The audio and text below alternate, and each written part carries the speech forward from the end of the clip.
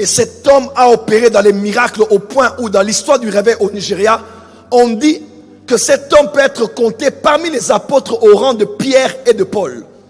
Une fois les sorciers de son village se sont rassemblés. Je vous donne 2 heures pour me tuer.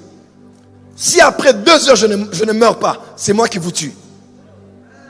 Et après qu'ils eurent fait des chants, des incantations, des imprécations, Babalola était là en train de les regarder, tombé du ciel, et a commencé à brûler les arbres. On dit de cet homme, il pouvait disparaître d'un village à un autre village.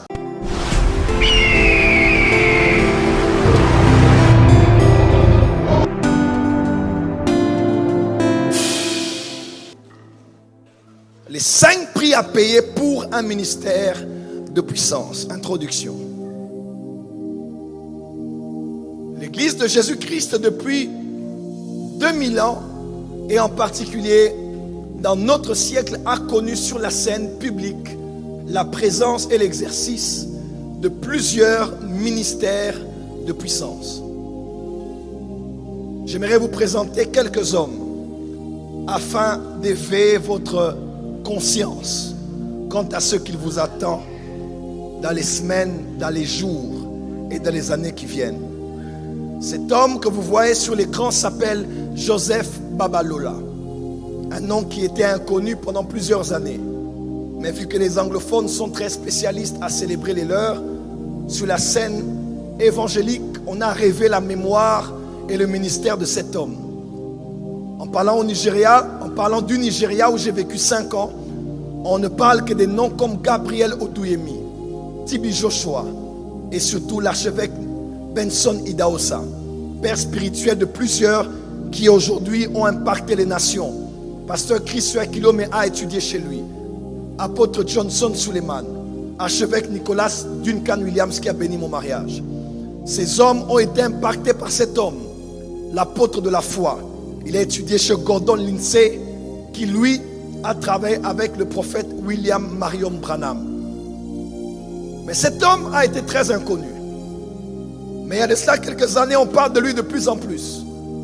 Cet homme est né en 1904. Et c'est en cette même période où il naissait que se passait l'un des grands réveils qui a ouvert la voie aux assemblées de Dieu et au mouvement pentecôtiste, le mouvement d'Azusa Street. Il naissait en 1904, il est mort en 1959, une année avant l'indépendance en République démocratique du Congo. Cet homme a été un pionnier dans la foi. Le jour où cet homme naissait, déjà quelque temps avant sa naissance, sa mère qui n'avait pas d'enfant était dans la ferme. Et alors qu'elle marchait, elle a vu un ancien, un vieillard, qui est venu et qui lui a parlé de la part de Dieu. Parce que ce n'était pas un homme, c'était un ange. Et cet ange lui a dit, sois humble et sois soumise à ton mari. Parce que bientôt tu seras enceinte et tu porteras un fils, qui sera une grande bénédiction envoyée par le ciel pour bénir les nations. Quelque temps après, elle a été enceinte. Et le jour où cet enfant naissait, le ciel tremblait. Il y a eu des orages et des éclairs. Des phénomènes bizarres sont arrivés. Parce que ce grand esprit entrait dans un corps et entrait dans le temps sur cette terre des hommes. Cet homme, on dit de lui, quelques années plus tard, il a reçu une apparition d'un ange qui lui a parlé, en lui donnant des interdits et des prix qu'il devait payer. Il est allé en 7 jours de jeûne et prière. Au 7e jour, Dieu a commencé à le parler. Et cet homme a opéré dans les miracles au point où, dans l'histoire du réveil au Nigeria, on dit que cet homme peut être compté parmi les apôtres au rang de Pierre et de Paul. Une fois les sorciers de son village se sont rassemblés. Et c'est lui qui les avait tous invités. Il dit, je vous donne rendez-vous aujourd'hui à minuit. Nous allons tous être là à minuit. Rassemblez-vous et on va parler. Et à minuit, ils se sont retrouvés dans un lieu public du village. Et cet homme a dit, je vous donne 2 heures pour me tuer. Si après 2 heures, je ne meurs pas, c'est moi qui vous tue. Et après qu'ils eurent fait des chants, des incantations, des imprécations, Babalola était là en train de les regarder.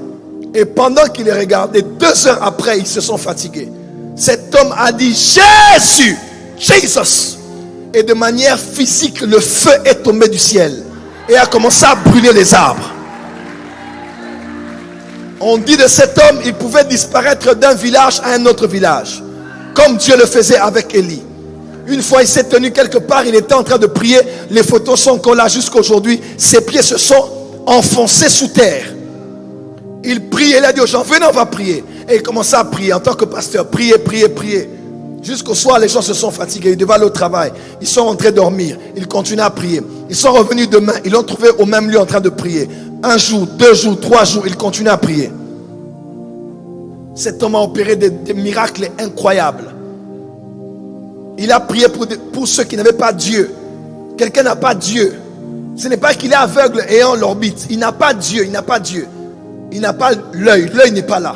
Il prie, l'œil est créé. Joseph Babalola, les ministères de puissance. Je vois en France et à Paris des hommes qui vont s'élever avec ce genre de puissance. Et je ne sais pas à qui je parle. Je parle à un parent ici. Parmi tes enfants, il y a un enfant qui est un prodige. Parmi ceux qui viennent, il y aura un enfant que tu auras, qui travaillera et opérera avec l'esprit et la puissance d'Élie. Ton amen n'est pas arrivé ici. Dis avec moi, ministère de puissance.